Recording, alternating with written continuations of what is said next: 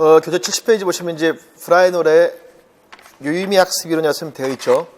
거기 이제 보면 여러 가지 내용이 되어 있는데 뭐가 있냐면 1번 보십시오. 훈련과 연습을 주된 학습 방법으로 주장하는 연합주의로부터 개선된 행동주의라는 말이 있습니까? 그러니까 행동주의는 뭘 강조한다?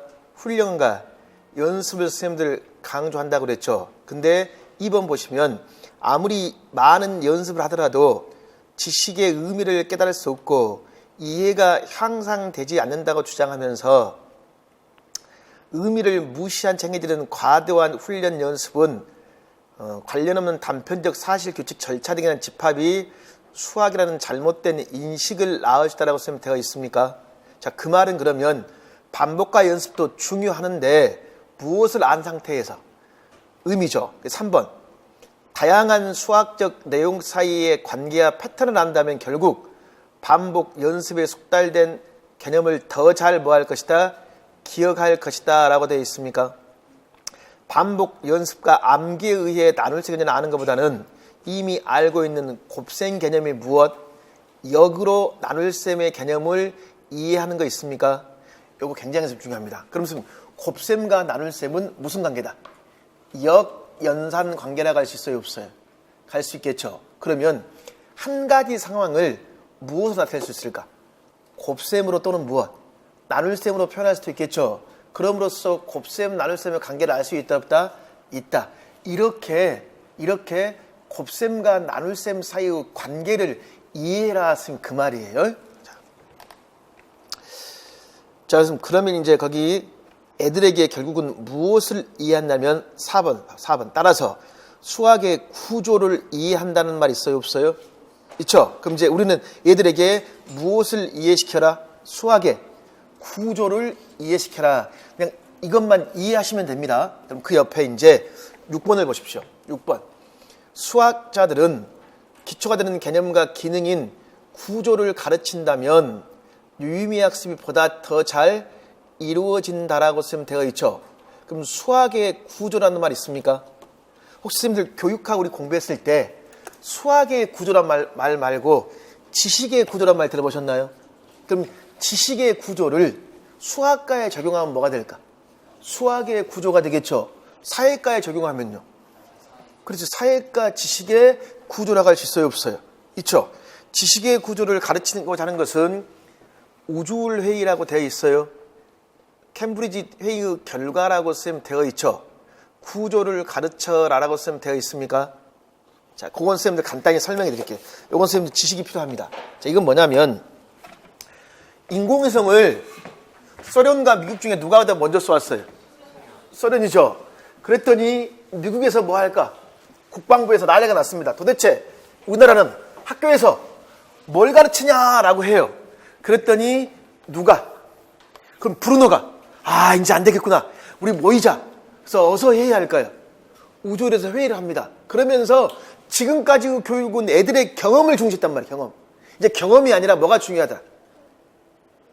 경험이 아니라 프로세스 오브 에듀케이션. 과정이 중요하더라. 지식의 구조가 중요하더라 그 말이에요.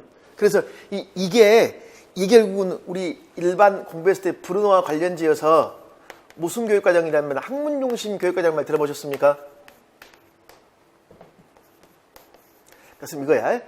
이것도 선생님들 이해를 하고 있으면 모든 교과에 도움이 됩니다. 그러니까 학문 중심이라는 것은 애들에게 무엇을 가르칠까요? 지식의 구조를 가르쳐야 돼요. 근데 지식의 구조를 강조하기 이전에는 애들이 뭘 중시했을까? 경험을 중시했습니다. 그래서 무슨 교육과정? 경험 중심 교육과정이 있겠죠. 이제 경험 중심에서 뭘로? 학문 중심. 그럼 이제 되겠어. 우리나라의 교육학자들은 어디에 유학 갔다 왔을까? 미국이야. 그럼 자기가 학문 중심 공부하면 또 뭘 강조할까요? 학문 중심. 아주 오래전입니다.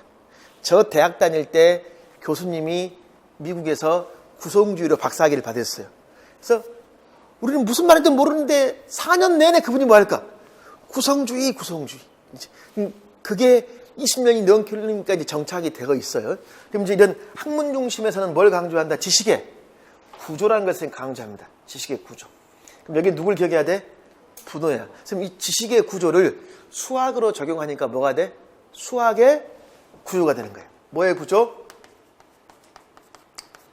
지금 수학의 구조를 가르쳐라 했으면 그 말이야. 그럼 요게 이제 왜 이런 학문 중심 교육 과정이 나오냐면, 물론 인공성도 있겠지만 이겁니다. 지식은 변화한다, 변하지 않는다? 변하지 않는다? 급격히 빠르게 지식은 변화합니다. 왜요? 기술이 변화하니까. 물론 변하지 않는 지식이 있겠죠. 그러면 변화하는 사회에 우리가 대비하려면 애들에게 지식 중에서도 본질적으로 변화하지 않는 핵심적인 지식을 뭐 할까? 가르쳐야 되겠죠. 그럼 본질적인 핵심적인 지식이 뭘까요? 지식의 구조가 되는 거예요. 그러면 이 지식의 구조라는 것은 그 학문을 구성하는 가장 기본적인 뭘 말할까요? 개념이나 원리를 말합니다. 뭘 말한다? 개념이나 원리 등을 말한단 말이에요. 그럼 수학을 가르칠 때도 뭘 가르쳐요? 수학적 개념이나 원리를 애들에게 암기시켜라, 이해시켜라. 그렇죠. 이해를 시켜야 된단 말이에요. 이해를. 그럼 요 내용이 이제 그 밑에 관련된 설명으로 선생님들 제시가 되어 있습니다. 거기에 이제 이런 말 있죠. 다시 말해서 기계적 암기에 의한 연산이 아니란 말이 있습니까? 여기서 선생님 기계적 암기에 의한 연산은 뭘 말합니까? 행동주의를 말합니다. 행동주의. 이게 아니라 연산 법칙이 성립한 이유를 말해주고 한 연산이 어떻게 연관이 되어 있냐. 좀 전에 선생님들 뭐 기억나요? 곱셈과 나눗셈의 무엇? 역, 연산, 관계 있죠. 이걸 이해시켜주란 말이에요. 결국 이렇게 했을 때 새로운 지식을 보다 더 잘 뭐하고 기억하고 보다 넓은 뭐가 가능하더라? 일반화 또는 새로운 상황과 과제의 지식을 보다 쉽고 적절하게 뭐 할 수 있다? 전이시킬 수 있다는 말이 있습니까? 즉 얘들에게 무엇을 가르쳤을 때 수학적 구조를 가르쳤을 때 요 말을 간단히 선생님들 이해를 하면 이렇게 할 수 있어요. 자, 평행사변형이 이렇게 있습니다. 선생님 평행사변형이 있었을 때 평행사변형에서 여길 뭐라 그러죠? 밑변 그러죠? 이걸 높이야. 자 얘들아 암기해야 돼. 평행사변형의 넓이 구하는 공식은 뭐더라? 그렇지. 이게 A라고 합시다. B라고 합시다. A 곱하기 무엇? B.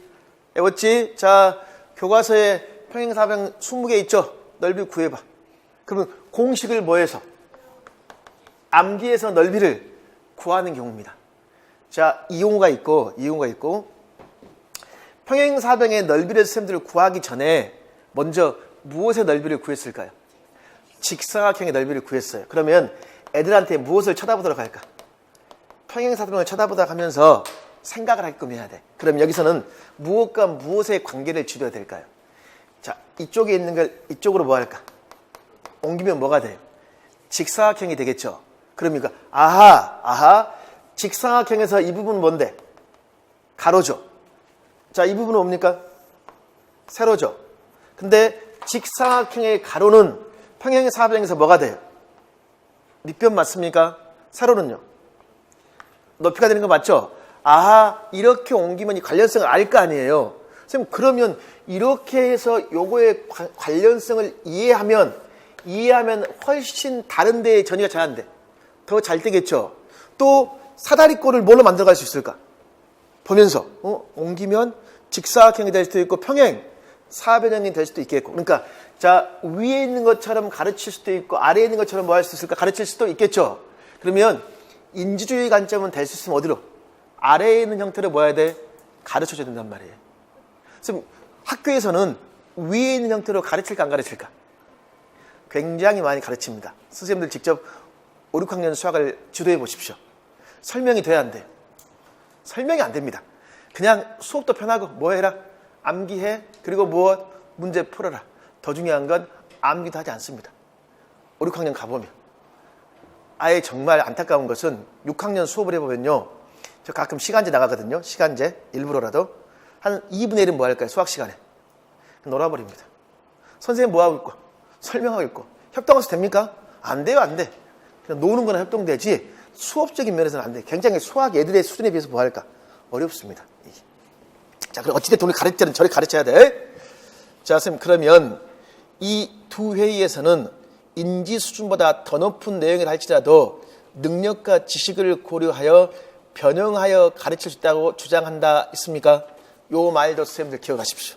이 말도. 선생님, 그 말은 이거 있죠. 지식의 구조라고 방금 했죠. 선생님, 변형이란 말 있어요, 없어요? 여기서 변형이란 말은 누구의 수준에 맞게?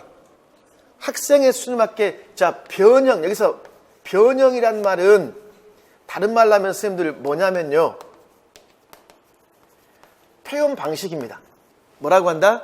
표현 방식. 그럼 교사가 뭐만 달리해주면, 얘들의 수준에 맞게 표현 방식만 달리해주면 누구나 뭐 할 수 있다?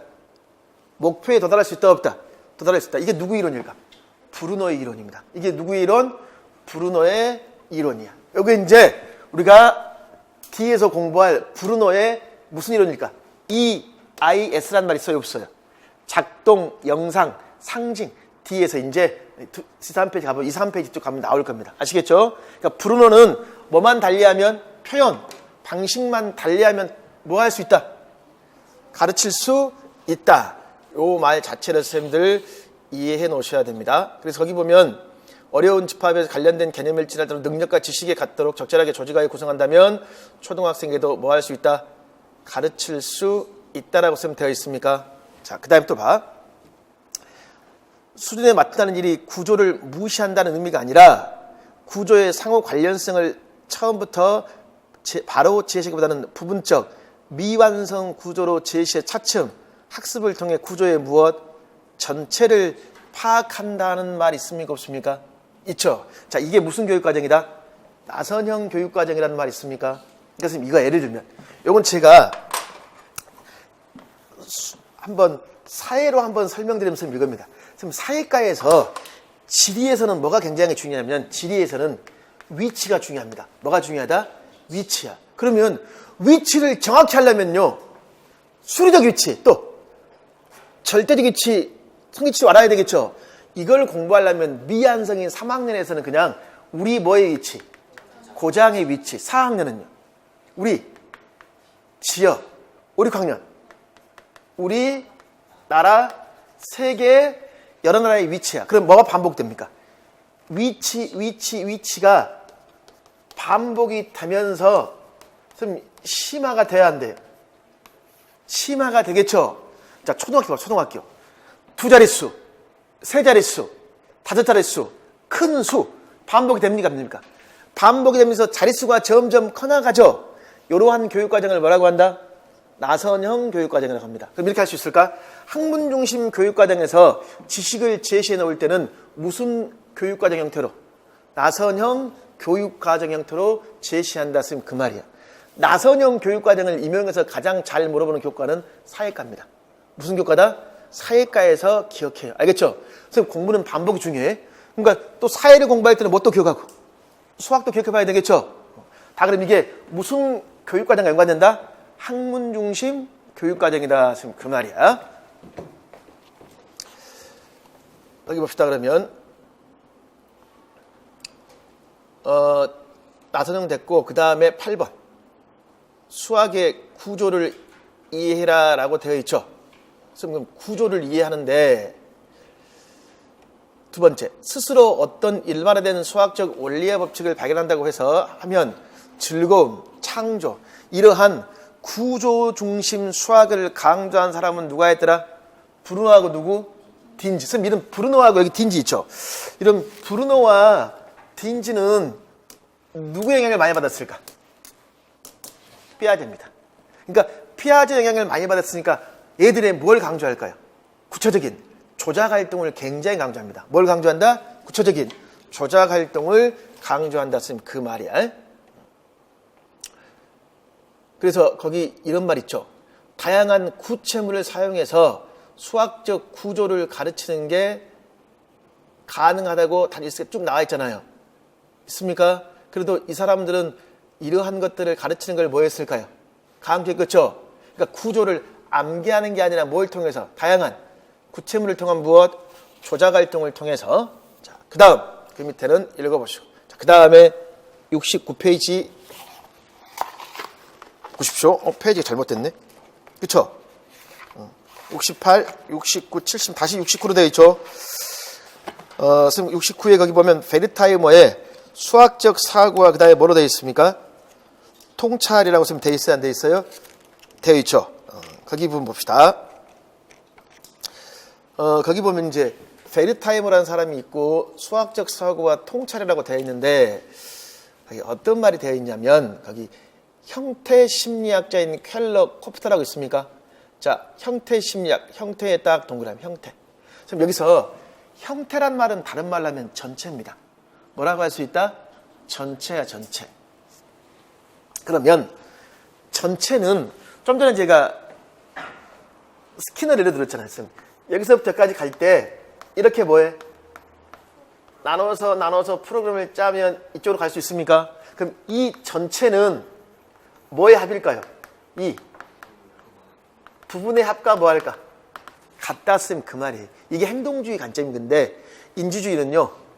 전체는 부분의 합 이상이야. 그러니까 애들에게 강조할 것은 전체의 구조를 뭐 해야 돼? 이해시키는 게 더 중요하다 쓰면 그 말이에요.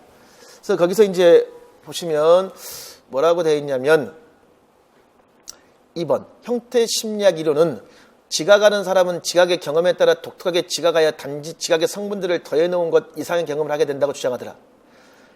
지각하는 사람은 그 자신의 지각에서 구조를 부르는 일반적인 경향이 있더라. 그래서 특별한 지각의 법칙에 전체적인 모양인 형태를 찾으려는 지각의 법칙에 영향을 받는다라고 해가지고 거기 3번에서 이제 문제 해결에 대한 형태 심리학의 연구자는 통찰이라는 말이 있습니까? 자, 문제 해결의 밑줄, 형태의 밑줄, 통찰의 밑줄. 선생님, 그럼 이거 선생님들 문제를 해결했다는 것은 통찰이라고 할 수 있을까 없을까? 통찰이라고 할 수 있겠죠. 그럼 통찰은 다른 말로 전체를 뭐 할까? 이해한다 그 말이었으면 거기 베르타이머 같은 켈러 연구라고 있습니까? 침팬지 있어요? 침팬지? 거기에 침팬지 보십시오. 거기 뭐라고 되어 있냐면 침팬지의 설명이 쭉 나와 있을 거예요. 관찰을 통하여 보다 문제 해결은 전체적인 조직 과정으로 이루어진다고 확신했다라고 있어요, 없어요? 했다고 되어 있죠? 자, 그걸 이제 설명해 줄게요. 자, 그럼 방금 선생님들 제가 통찰이라는 말을 했죠? 통찰. 자, 켈레라는 말 했습니까?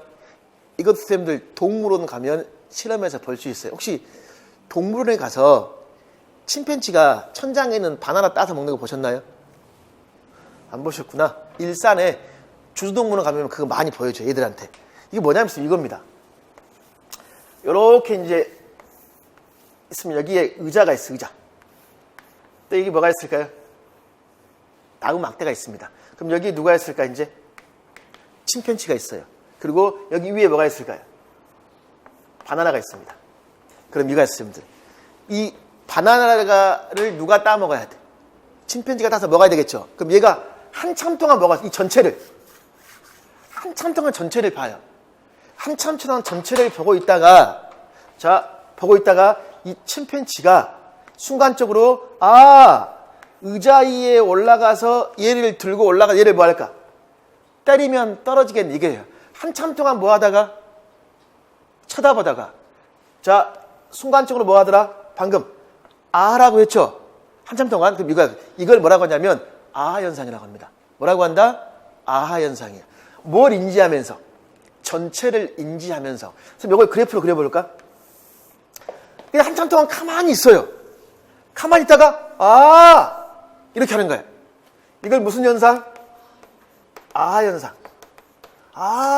이렇게 하면 되겠구나 이거야. 이 부분. 혹시 이런 경험을 느껴본 적 있나요? 한 번도 없어? 문제를 풀다가 주시를 해요. 한참 생각하다가 이렇게 하면 되겠네. 혹시 도서관에서 공부하다가 밥 먹을 시간이네. 그거 말고 이렇게 하면 쉽게 해결할 수 있겠네. 그럼 요거예요. 이거. 평행사변의 넓이를 구하라고 했어요. 그러면 한참 동안 내가 이걸 뭐 할까? 쳐다봐요. 그러면서 평행사변형을 무엇으로 만들 수 있겠네. 이걸 좀 붙이면 직사각형으로 만들 수 있겠구나라는 걸 뭐해? 이해하는 거란 말이에요. 아시겠죠? 자, 요걸 뭐라고 한다? 아하 현상 또는 뭐라고 할까요? 통찰이라고 합니다. 이걸 아하 현상 통찰. 그러니까 이것은 누구한테 생각할 수 있는 시간을 줘야 된다는 거예요. 학생에게 사고할 수 있는 시간을 뭐 해라? 줘라. 선생님들 그 말이겠죠? 그러니까 행동주의입니까? 인지주의입니까? 인지주의지. 저도 선생님들에게 질문하고 3초간 기다립니까? 안 기다립니까? 기다리죠? 왜 기다려요? 3초를 시간쯤 우리 선생님들은 뭐 할 것이다? 생각하고 뭐 할 것이다? 말할 것이다. 제 잘못된 기대죠. 우리말은 물어보면 침묵, 물어보면 침묵. 말을 해줘야 돼. 자, 이게 무슨 현상? 아 현상 통찰이다. 여기까지 이해를 해야 됩니다. 아 통찰. 자, 그 다음에 그 봅시다 또. 그럼 거기에 이제 베르타이머의 선생님들 평행사변형 문제라고 되어 있습니까? 자, 거기서는 이건 그 D장에 나오니까 몇 번을 선생님들 보냐면 5번 봐, 5번. 사물을 조직된 전체로 지각하려는 인간의 경향은 평행사변 하나의 전체로 지각하는 것이다. 본질적인 구조를 이해하는 데 무엇? 도움을 준다라고 되어 있습니까? 즉 전체로 지각하는 측면에서 볼 때, 선생님, 전체라는 건 다른 말로 형태라고 그랬죠? 전체로 지각해 보니까 평행사변은 다른 형태, 즉 한 부분이 다른 끝부분으로 정확하게 채워져 있으므로 뭐가 된다? 직사각형이 된다라고 되어 있습니까?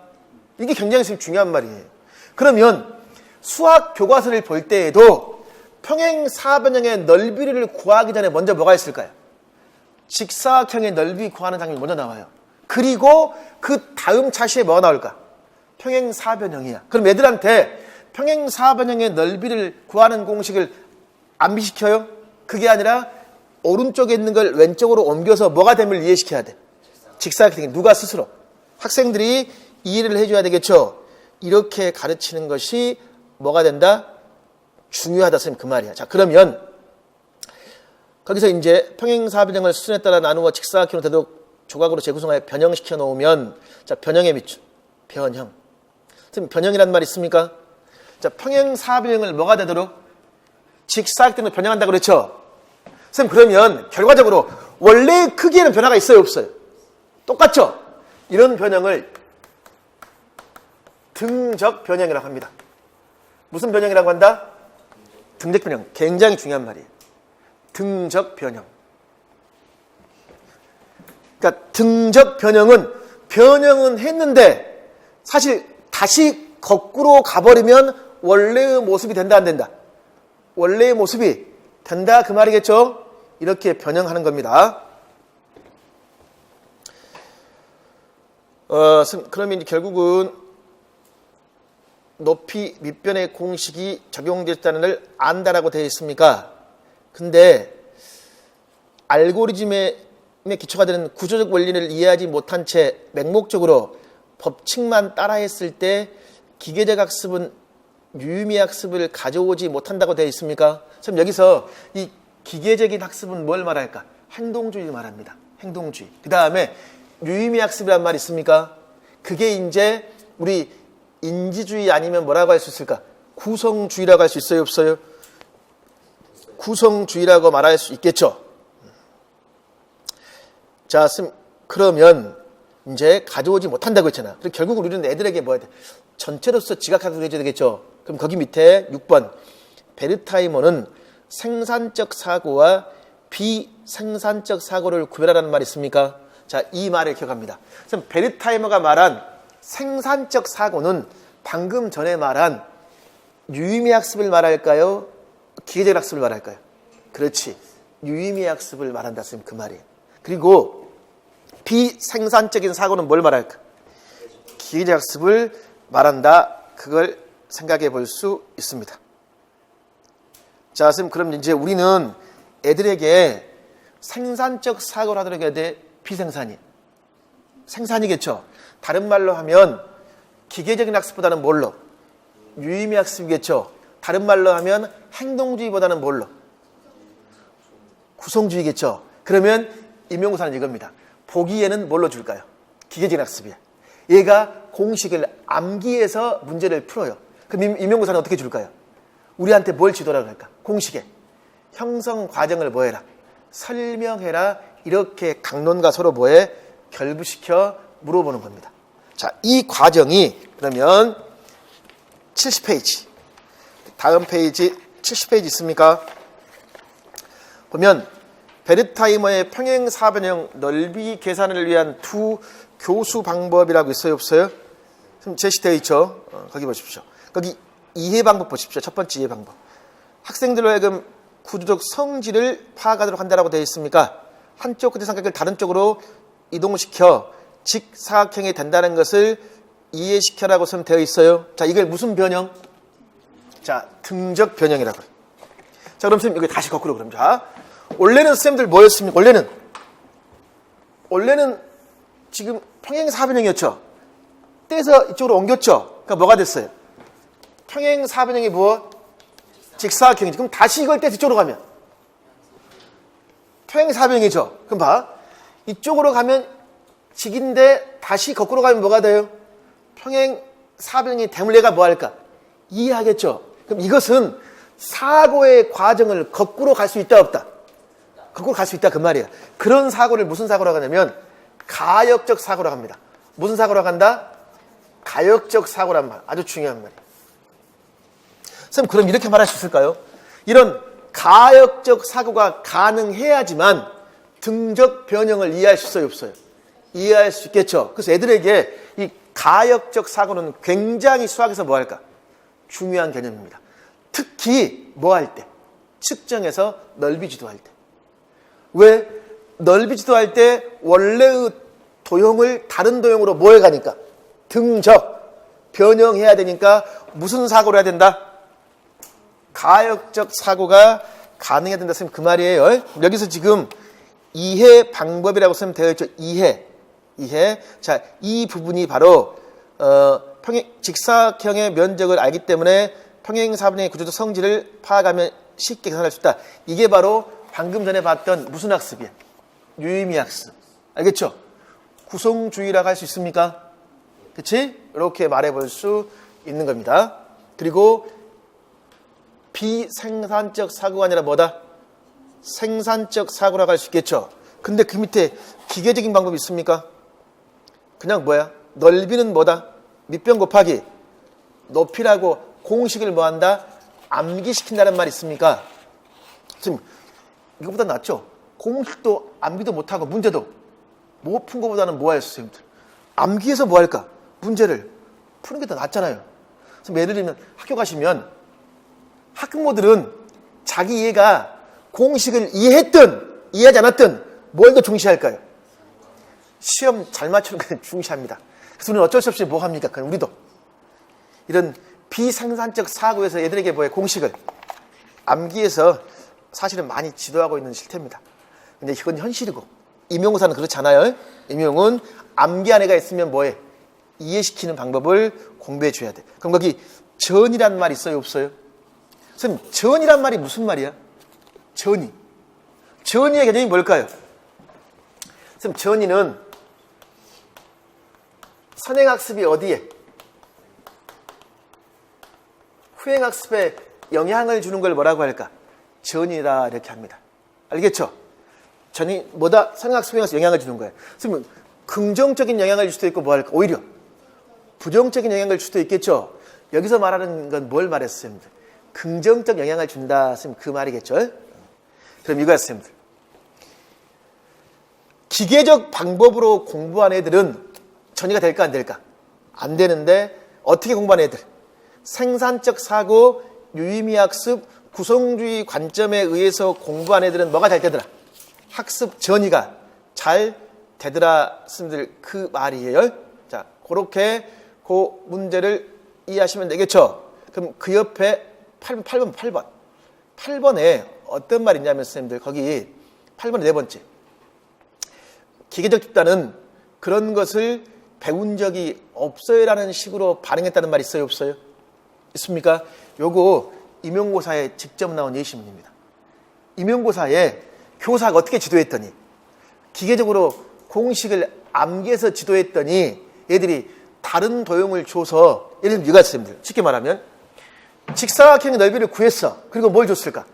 평행사변을 주고 넓이를 구하라고 그랬어요. 그랬더니 이해한 애들은 뭐 할까요?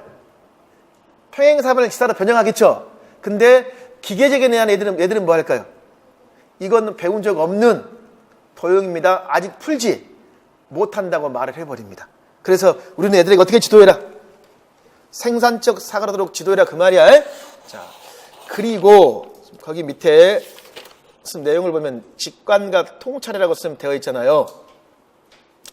거기 1번 보십시오. 1번에 베르타이머의 통찰은 구조를 이해한 결과 일부분만 생각하고 주장했다. 하지만 형태 심리학자들은 구조 지향적인 수학자도 더불어서 자, 통찰의 가능성을 증가시키는 방법을 제안하지 못했다는 말이 있습니다. 밑줄. 통찰의 가능성을 증가시키는 방법까지만 밑줄, 방법까지. 자, 그럼 이거야, 그러면지. 그럼 결국은 선생님들, 어떻게 통찰을 할까 고민해 봐야 될 거 아니에요? 거기에 대해서 연구한 사람이 누구냐면, 폴리아입니다. 누구다? 폴리아. 그 밑에 있을 거야, 선생님들. 요걸 여러 개 설명할 거야. 간단히 말하면 선생님, 이거야. 쭉 보실래요? 선생님, 얘들이 그냥 한참 동안 생각하다가 순간적으로 뭐였습니까? 아하, 그랬잖아요. 그럼 우리 교사가 고민할 건 뭐죠? 고민할 건. 어떻게 하면 이 아하 현상이 잘 일어날 것인가? 이 과정을 뭐 할까? 고민해야 되겠죠?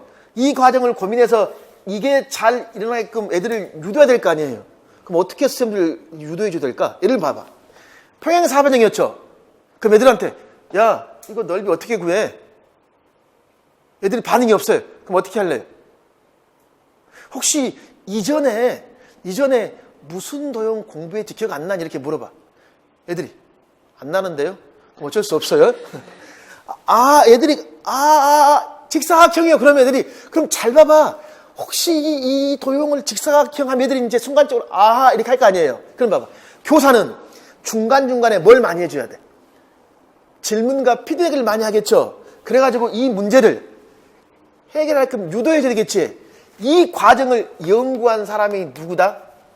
폴리아라는 사람이 이 과정을 연구합니다. 이게 폴리아의 문제 해결 과정이야. 다 연관성이 있어요, 없어요? 연관성이 있죠? 그래서 거기 밑에 그러면 이제 그 말이 쓰면 나와 있을 겁니다. 거기. 그 밑에 뭐라고 되어 있냐면 이에 반해서 폴리아 있습니까? 굉장히 중요해. 문제 해결에서 통찰을 안내할 수 있는 도움이나 힌트에 따라 수학을 지도하는 방법을 연구했다. 굉장히 중요합니다. 그래서 좀 조심해야 돼. 통찰을 뭐라고 했습니까? 안내할 수 있는 도움이라 그랬죠. 그 말을 꼭 기억하십시오. 왜 그러냐면 자칫 잘못하면요, 교사가 직접적으로 뭘 줘버릴까? 답을 줘버리면 오히려 사고할 수 있는 기회를 뭐 해요? 박탈시켜버리죠. 그러니까 우리는 뭘 주는 거야, 선생님들? 힌트, 안내, 도움이 되는 거야. 요걸 연구한 사람이 폴리아야, 폴리아. 자, 그래서 이제 이게 선생님들 폴리아의 무슨 학습이다? 문제 해결 학습입니다. 무슨 학습? 문제 해결 학습이라는 거 딱 여기까지 기억하시면 됩니다. 자, 그러면 이제 이런 문제 해결 학습의 세 번째, 통찰을 얻을 수 있는 특별한 질문과 단계를 제공한단 말이 있습니까? 선생님, 그럼 단계, 이게 몇 단계로 제시가 될까요? 4단계로 제시됩니다. 무슨 단계? 4단계. 한번 옆에 적어볼까요? 지금 하고 있는 게 다 거시적으로 하고 있는 거예요. 다 이제 하나씩 자세히 할 건데, 첫 단계가 뭘까? 문제 이해입니다. 첫 단계가 뭐다? 문제 이해. 그럼 두 번째가요? 계획 수립. 세 번째, 계획 실행. 네 번째, 반성. 네 번째, 반성. 자, 그렇게 할 수 있습니까? 없습니까? 자, 그게 이제 그 맨 밑에 선생님들 제시가 돼 있어요? 안 돼 있어요? 다시 제시되어 있죠? 네 번째 줄 있습니까?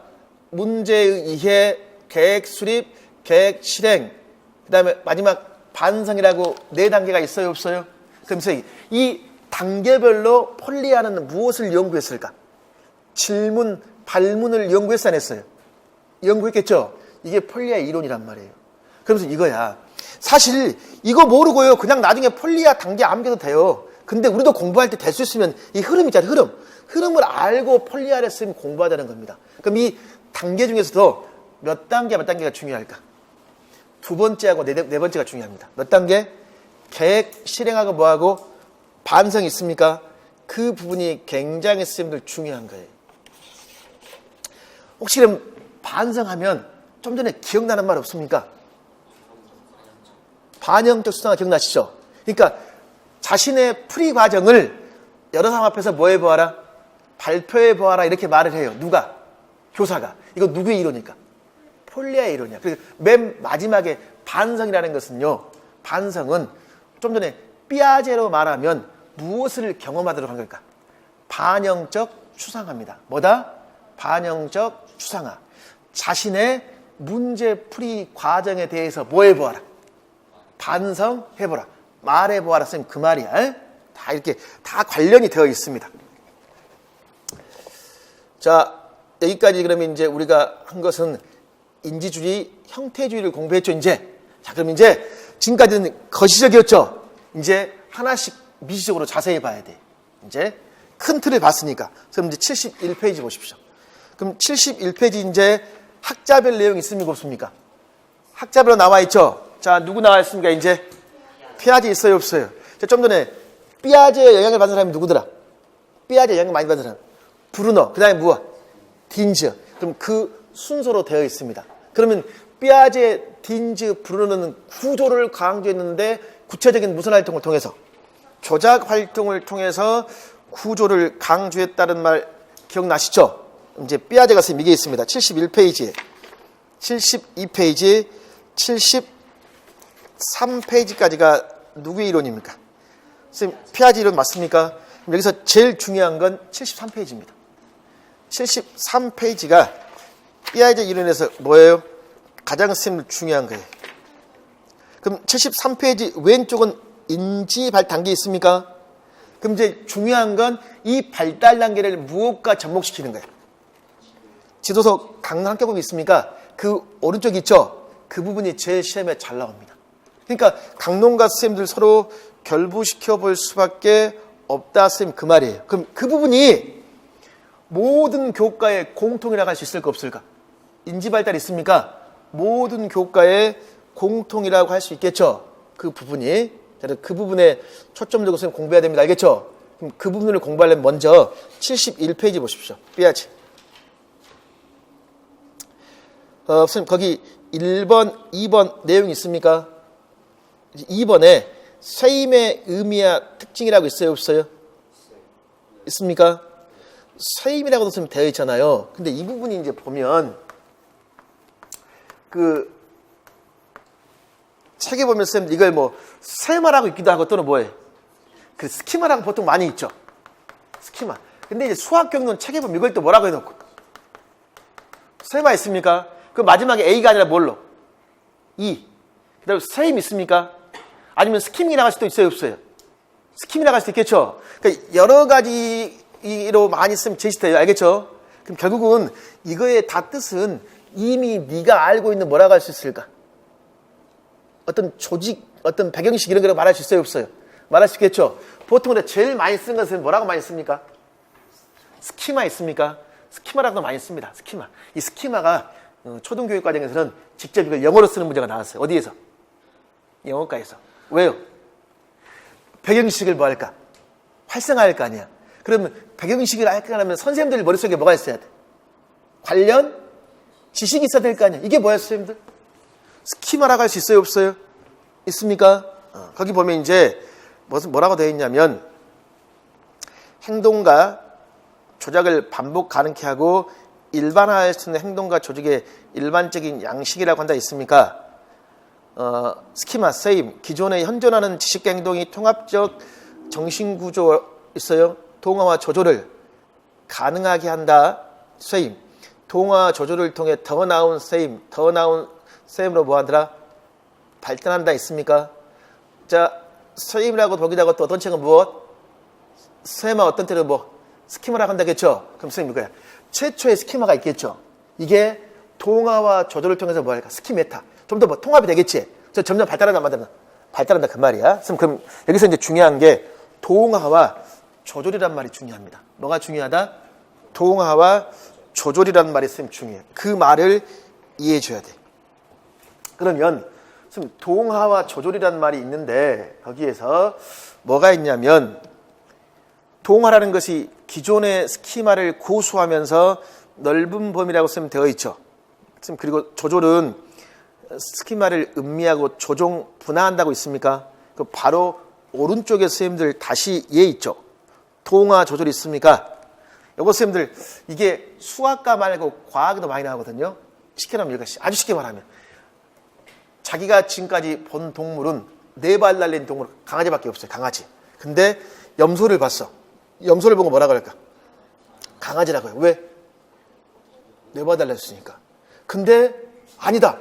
어느 날 4발 달린 동물에는 염소도 있고 뭣도 있구나. 강아지. 이게 뭐가 될까? 조절입니다. 알겠죠? 그러니까 동화는 기존에 뭘 항상 자신이 가지고 있는 스키마에서 뭐 할까요? 해석하겠죠? 그럼 시험에는 동화가 잘 나올까? 조절이 잘 나올까? 동화가 훨씬 잘 나옵니다. 뭐가 잘 나온다? 동화가 훨씬 잘 나와요. 왜? 그럼 나중에 선생님 이것 때문에 그래요. 모든 걸 누가 가지고 있는? 자신이 가지고 있는 지식에 의해서 뭐 할까? 풀이하려고 하겠죠? 그랬더니 오류가 있더라 없더라? 오류가 있더라 그 말이에요. 그럼 이 오류가 있는 학생 우리가 또 뭐 해야 돼? 지도해야 되겠죠? 그러니까 오류는 기존의 스키마로 그걸 뭐 하니까? 적응하니까. 그럼 쉽게 이렇게 할 수 있을까요? 이렇게 자연수의 덧셈 뺄셈을 가지고 백연지식이야. 근데 소수의 덧셈 뺄셈 있죠? 이걸 뭐처럼 해버릴까? 자연수처럼 해버립니다. 뭘 안 맞추고 소수점을 맞추지 않고 항상 뭐예요? 오른쪽 정렬을 해버린단 말이야. 뭐 때문에 그런 거야? 자기가 가지고 있는 무엇 때문에? 스키마 때문에 그런단 말이야. 동화라는 것은 자기의 기관을 통해 지금 자기 속으로 뭐 하더라? 끌어들인다는 말이 있습니까? 자연수의 덧셈을 배운 어린이는 정수의 덧셈을 배울 때 자연수의 덧셈에 뭐 한다? 맞추려고 한다라고 있어요 없어요? 있죠? 이걸 뭐라고 한다? 동화. 그러니까 예를 들면 이거야. 얘들 스키마, 얘들 머릿속에는 자연수의 덧셈이면서 예를 들면 26 더하기 3은 어떻게 해요? 이렇게 하는 거 맞죠? 근데 이게 있어 머릿속에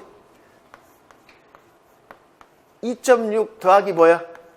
3 이렇게 해버립니다. 무조건 뭐예요 선생님들? 오른쪽 정리를 해버리겠죠? 이건 뭐 때문에? 뭐에 맞춰서 하기 때문에? 자연수의 덧셈에 대한 스키마에 맞추어서 뭐에? 소수의 덧셈이 있습니까? 이걸 해석해 버린단 말이에요. 그러니까 오류를 범한다 안 한다? 범한다 쓰면 그 말이에요. 조절. 자신을 통제하면서 적응한다는 말이 있습니까? 그럼 이제 그 위에 선생님들 이 그림 선생님 나와 있습니까? 선생님 기존의 인지구조가 있어요 없어요? 있죠?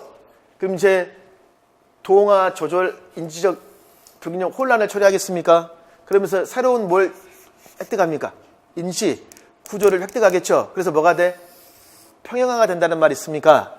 이걸 선생님들 설명해 보면 이렇게도 설명할 수 있습니다. 그럼 우리 인지 구조는 무엇과 상호작용을 할까요? 무엇과? 환경하고. 뭐 하더라? 환경. 제가 그랬습니다. 그러면 이제 인지 구조가 있으면 이게 무엇과? 환경과 상호작용을 한단 말이에요. 근데 이게 뭐가 될 수 있을까? 깨질 수가 있겠죠. 그러면 인지구조 1이었는데 안 맞아. 이게. 예를 들면 환경은 2야. 근데 안 맞겠죠. 그러면 인지구조 1이 뭘로 바뀌어야 돼? 2로 바뀌어야지만 쌤들 환경 2하고 뭐가 돼요? 평형화가 될까 안 될까? 되겠죠. 다시 환경 뭐가 올까요? 3가 오겠죠. 그럼 또 인지구조가 뭐가 돼? 3가 되겠죠. 그러면 최초의 스키마가 계속 뭐가 될까? 분화가 돼야 안 돼요? 분화가 되면서 통합이 될까 안 될까? 되겠죠. 이렇게 하면서 뭐가 발달된다? 인지가 발달된다라고 할 수 있어요 없어요? 할 수 있죠. 그러니까 모든 학습은 물리적 사회적 접촉을 통해서 그 자신의 활동이라고 되어 있습니까 없습니까? 되어 있죠. 자 선생님 그럼 요걸 이제 요걸 가지고 설명할 게 어디냐면 교재 73페이지를 가시면 73페이지 73페이지 인지발달 단계라고 있습니까? 이것도 이해를 해야 돼. 이해. 자 봐. 최초에 뭐가 있다? 인지구조 스키마가 있어요, 없어요? 스키마가 있겠죠. 그러니까 이거 선생님들, 우리 애들 태어났을 때 이런 거 있잖아요, 선생님들. 입술 옆에 손을 이렇게 손가락 대 입술 옆에. 그럼 이거 어떻게 합니까? 물어봅니까? 빱니까? 빨래가죠. 발바닥을 막 간지럽히면 하지 마 그래요, 막 이렇게 하죠. 그러니까 뭐로 흡입 반사야. 그러니까 이런 반사가 환경과 뭐 할까? 상호 작용하면서 분화가 될까 안 될까? 분화가 되면서 스키 메타. 다시 뭐가 돼요? 통합이 돼. 통합. 다시 뭘까? 또 상호작용에서 분화가 됩니다. 그럼 다시 어떻게 될까? 통합이 돼. 다시 분화가 되고 다시 뭐가 된다? 이렇게 통합이 돼. 통합. 이러면서 뭐가 발달한다? 인지가. 이게 뭘까?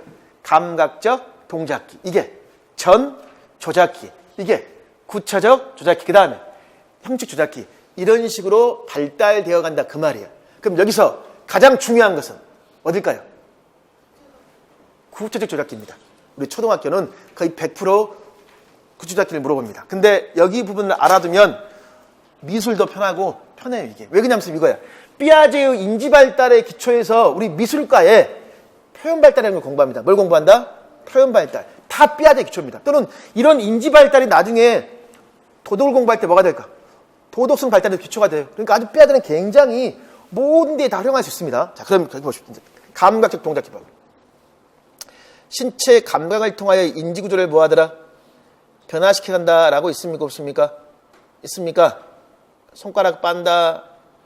쭉슨 유아기 때 경험 있어요? 없어요? 있습니까? 여기서 여러분들 기억할 거. 대상의 영속성이라는 말이 있습니까? 이런 개념을 알고 있어야 됐어요, 여러분들. 이건 상식이야, 상식. 지금 이거야. 애들은 대상이 눈에 멀어져도 그 대상이 있다는 걸 안다, 모른다. 시간이 지나면 알아요. 그러니까 감춰도 달라고 해야 안 해요. 처음엔 달라고 안 해. 근데 나중에는 눈에 보이지 않아도 이 대상이 있다, 없다. 있다는 걸 알기 때문에 달라고 뭐 할까? 손짓하겠죠. 이걸 뭐라고 하면 대상, 영속성이라고 합니다. 그 다음에 전조작기 있습니까? 거기 보십시오. 사물의 형태가 변형돼서 다시 원래의 형태 들어갈 수 있는 뭘 할 수 없다? 가역적 사고를 할 수 없다 했습니다. 거기 가역적입니다. 가역적 사고. 가역. 또는 선생님들, 사물의 형태로 바뀌면, 형태가 바뀌면 내용물이 더해지거나 줄어들지 않는데도 변했다고 생각하므로 뭐가? 보존 개념이 형성되지 않는다라고 있습니까? 없습니까? 있죠? 선생님, 그럼 이제 이거야. 유치원 애들은 이게 안 돼요. 그러니까 전 조작기가 중요한 게 아니라 초등에서 뭐가 중요하다? 그렇지. 구체적 조작기입니다. 구체적. 자, 왜 구체적 조작기일까요? 이 구체에 딱 동그라미. 선생님, 이거야. 논리 수학적인 사고를 하려면 이 단계에서는 무엇을 통해서? 구체적인 조작을 통해서 그게 뭐하기 때문에? 이루어지기 때문에 구체적 뭐가 된다? 조작입니다. 그래서 논리적 사고함이 있어서 대상을 물리적으로 뭐해라? 조작하는 것이 필요하다는 말이 있습니까? 없습니까? 선생님, 그리고 예문 있어요? 없어요? 예 나와 있습니까? 굉장히 임용이 잘 나옵니다. 선생님, 그러면 바다 올림이 있는 자연수의 덧셈에서 바다 올림의 원리를 지도하기 위해서는 처음부터 무엇? 사로셈을 제시하기보다는 이라고 있어요? 없어요? 수 모형을 통한 무엇? 조작할 때 있습니까? 굉장히 중요한 거예요. 꼭 기억해야 돼요. 1모형 10개를 10모형 1개로 무엇? 교환한다는 말 있습니까? 꼭 기억하십시오. 요게 나중에 강론 공부할 때 굉장히 중요한 겁니다. 선생님, 이거에 그러면 결국은 정리하면요. 1모형 1개를 10모형 1개로 교환한다는 말이 있습니까? 이게 뭐의 가장 핵심일까? 자리값과 위치적 기수법이야. 뭐가 된다? 자리값과 위치적 기수법입니다. 자리값과 위치적 기수법. 자, 그럼 이걸 좀 더, 요 말을 좀 더 구체적으로 해야 돼. 그러려면 72페이지 한 장 앞으로 가보십시오. 72페이지. 오른쪽에 선생님들 추상화의 유형 예와 관련된 주소도 강한 계곡이 있습니까? 거기에 32 빼기 8 있어요, 없어요? 임용의 단골입니다. 임용 단골이 했으면 이거. 선생님, 거기 그러면, 자, 방금 전에 무슨 말 기억납니까? 받아 올림, 받아 내림이 있는 계산 원리를 세로 셈으로 이해하기 이전에 먼저 뭐라 그랬지? 수 모형을 통한 조작을 통하라 그랬죠. 그럼 거기 위에 10모형, 1모형, 10모형, 1모형, 10모형 있습니까? 자, 요게 교과서예요, 교과서. 교과서가 나와 있다는 것은, 아, 이것은 애들이 어떤 단계라는 걸 알 수 있을까? 구체적. 그렇죠. 구체적 조작기야. 구체적 조작기라고 할 수 있습니다.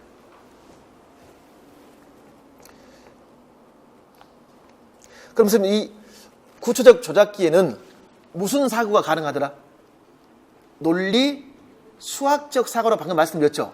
그 말을 어디다 적어놓냐면 거기에 선생님 거기 지금 밑에 3, 2 빼기 8 그리고 2, 4 있습니까? 거기에 선생님 여기 2가 있고 여기 오른쪽에 10이라고 있어요, 없어요? 이렇게 있잖아요. 있지? 그럼 거기 옆에다가 딱 그 말을 선생님들 적어놔야 돼. 뭐라고 적어놓냐면 지금 여기 있잖아요. 여기다가 논리 수학적 사고. 선생님, 그럼 여기서 논리 수학적 사고라는 말은 뭐가 가능하다는 걸까? 자리값과 위치적 기수법입니다. 뭘 말한다?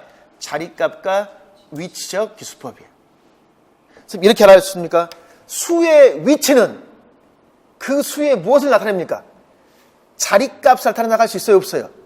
할 수 있겠죠? 근데 위치가 변화할 수 있어요, 없어요? 있죠?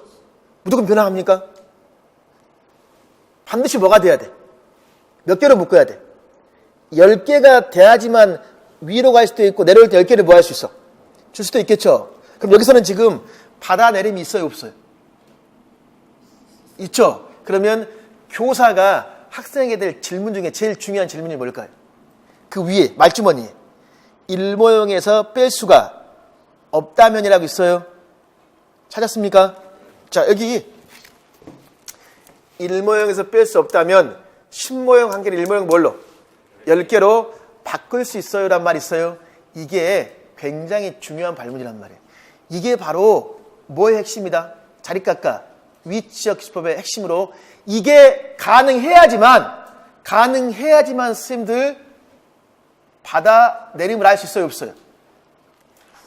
알 수 있겠죠. 선생님, 그러면 왜 여기에 선생님들 점선이 이렇게 있을까? 무엇을 지켜야 돼? 점선은 자리값을 지켜야 되겠죠. 선생님, 그리고 봐, 여기가 왜 이거 여기가 10개일까요? 자, 10모형 한 개를 무엇? 낱개 모형 10개로 뭐였어요? 바꿨단 말이에요. 요게 새로 셈을 통해 지도할 거 아니에요. 그쵸? 그럼 요걸 하려면 먼저 뭐가 돼야 돼? 수 모형을 통한 무엇? 조작활동이 돼야지. 그럼 여기서 조작활동이라는 것은 봐. 자, 여기 10모형 있고 뭐가 있습니까? 1모형 30 몇 개? 2개 있어요. 그럼 여기 봤어요, 여러분들. 10모형에서 이 조작활동이 선생님 중요한 거예요. 10모형 10개를 뭘로 했습니까? 한 개를. 1모형 무엇? 10개야. 그러니까 이렇게 변했어, 안 변했어? 지금 변하는 과정 보이죠? 그리고 다시 이제 어떻게 했습니까? 12개에서 몇 개를 뺐어요? 8개를 뺐죠? 몇 개가 남았어? 4개가 남았잖아요. 이 과정을 그렇게 보여주는 거 알겠죠? 그럼 이게 구체적인 무슨 활동? 조작 활동이라고 할 수 있어요. 자, 이건 지금 누구의 예를 지금 적용해 놓은 거예요? 삐아제 맞죠? 그럼 요걸 선생님들 좀 전에 앞에서 배웠던 구성주의하고 접목할 수 있을까? 그럼 이 구성주의를 하면 이 부분이 지금 뭘까? 조작이라고 할 수 있어요, 없어요? 조작이라고 할 수 있죠. 근데 또 이 부분을 제가 뭘로 하면 설명하냐면 좀 전에 선생님들 통화하고 뭐라 그랬죠? 조절 그랬죠. 그러면 얘가요 이렇게 해버립니다. 지금 30 빼기 뭐죠? 8이죠. 이걸 뭐라고 해볼까? 36이라고 말을 해버립니다. 자, 왜 36이라고 했더니 고민해 봐야 되겠죠? 얘 머릿속에는 뭐가 있을까? 얘 머릿속에는, 학생의 머릿속에는 한 자리 빼기 한 자리. 그러면 한 자리 빼기 한 자리는 큰 수에서 무엇? 작은 수를 빼버려요. 그러니까 무조건 뭐 할까? 큰 수에서 작은 수를 빼버리니까 8에서 뭘 빼버려요? 2를 빼버립니다. 36이에요. 이건 기존의 스키마를 이쪽이 지금 뭐예요? 그대로 고수하고 있는 거 맞죠? 그러니까 수학적 뭐가 생겨요? 오류가 생겨 안 생겨? 오류가 이렇게 생길 수 있다 선생님 그 말입니다. 이런 오류가 있는 얘들은 무슨 원리를 이해하지 못합니까? 하고 있지 못하고 있어요. 자리값과 위치적 기수법을 모르고 있다가 할 수 있어요 없어요? 할 수 있겠죠. 선생님 요게 임용고사를 공부하는 방법입니다. 즉 이거야. 교과서의 이 장면을요 이론을 공부하지 않고 보면 그냥 넘어가요. 그냥 대충 보고 이렇게 하겠네. 근데 지금 수학 교육론에 학자를 해보니까 나름대로 할 말이 많이 있어요 없어요? 할 말이 있죠. 물론 아직 우리는 자리값과 위치적 기수법을 자세히 하지는 않았지만 이렇게 지도를 한다는 것 정도 알면 알겠죠. 그럼 수학에서는 세로셈이 있습니까? 이 세로셈을 통해서 무엇을 지도한다? 자리값과 위치적 기수법의 원리 있습니까? 그걸 이렇게 뭐 해볼 수 있다? 지도해 볼 수 있다. 그 말이에요. 자, 그럼 이제 72페이지에 있는 건 지금 제가 가역적 사고를 설명하는 게 아닙니다. 지금은 방금 전에 한 것은 논리 수학적 사고를 하기 위해서는 뭐가 선행해야 된다? 구체적인 조작 활동이 있습니까? 그걸 지금 보여주고 있는 겁니다. 물론 여기서 가역적 사고가 적용 안 되는 건 아니에요. 충분히 또 가역 사고를 할 수 있겠죠. 왜? 이거. 선생님들 요게 이렇게 됐죠. 다시 화살표를 뭐 하면 될까? 이쪽으로 갈 수 있겠죠. 그러면 원래의 크기 나중에 변화가 있어요 없어요? 없죠. 이게 이제 가역적 사고로 말할 수 있잖아요. 자 그러면 시간이 좀 지나도 나온 김에 73은 다 해버립시다. 알겠죠? 73 보십시오. 73 이제 73에서 또 봅시다. 3번 구체적 조작기에서 거기 밑에 특히 이 시기는 가역성의 원리를 터득한 보존 개념을 형성한단 말이 있습니까? 이게 시험에 굉장히 잘 나오는 겁니다. 가역성의 원리. 가역성이란 물체에 일어나는 변화를 되돌리면서 원래의 상태가 무엇 된다라는 게 있어요 없어요? 있죠? 자 그게 뭘 의미하냐면 이렇게 설명하면 이겁니다. 이거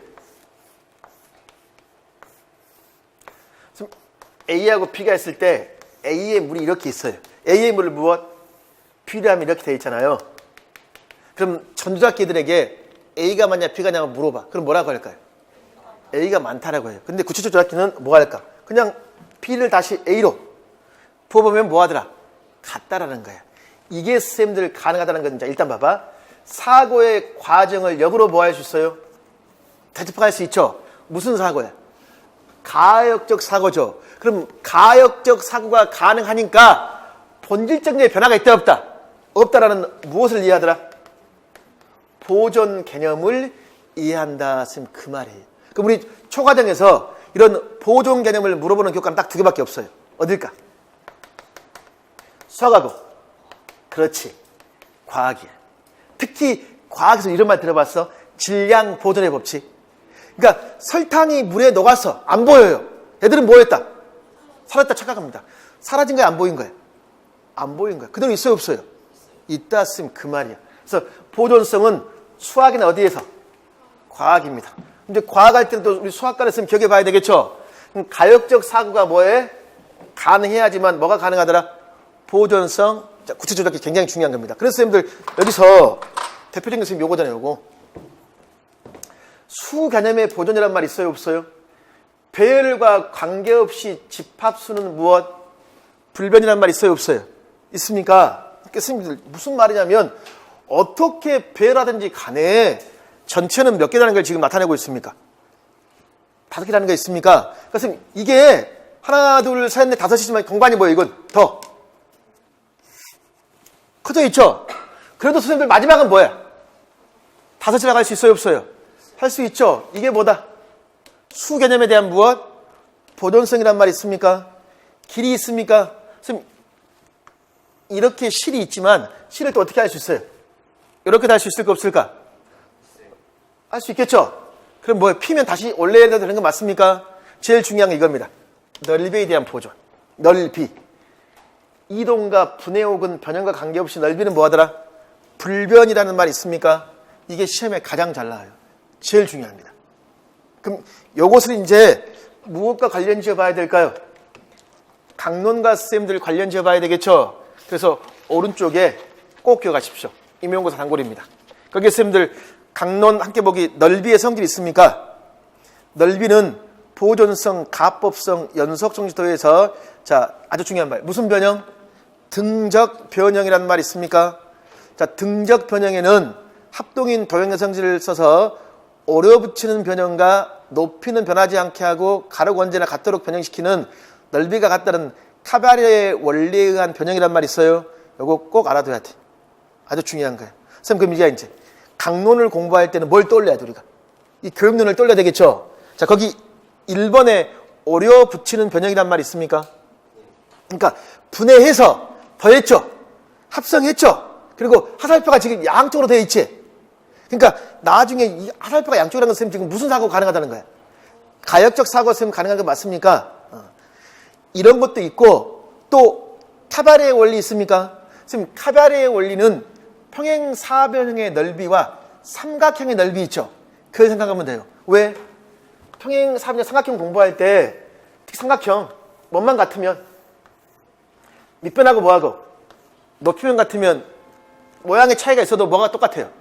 넓이가 같죠? 이것도 다 무슨 변형과 연관되더라? 등적 변형이야. 아시겠죠? 그럼 이제 정리합시다. 등적 변형에는 오려 붙이는 변형으로서 분해, 합성이 있고 뭐가 있더라? 카바레의 원리가 있다라고 할 수 있어요? 없어요? 할 수가 있는데 이러한 것들이 가능하다는 것은 삐아제 인지발달 단계상 어떤 단계? 구체적. 조작기의 예들에게 적합하다 그 말이에요. 자 그러면 실제 이게 초등 교과서입니다. 교과서. 여기 봐. 지금 여기 보면 지금 무슨 도형입니까? 예상한 평행사변 넓이와 하는 방향이 맞는지 무엇? 확인해 보아라 있어요. 그럼 자, 선생님 평행사변이 이렇게 있죠? 이렇게 지금 있단 말이야. 근데 이걸 다시 어디로 갔습니까? 이쪽으로. 이쪽으로 갔더니 뭐가 돼요? 직사각형이 되는 거 맞습니까? 그러면서 여기 밑에 봐봐. 주어진 평행사변의 넓이를 보다 편리하게 구할 수 있는 도형으로 무엇? 만들어 보시오라고 있어요? 없어요? 있죠? 이게 굉장히 중요한 말이란 말이에요. 요게 앞에서 베르타임은 공부했어 안 했어요? 무슨 사고가 될까? 그렇지. 생산적 사고가 되는 거예요. 생산적 사고. 우리 통찰이라고 할 수 있을까? 통찰을 위하는 건 맞습니까?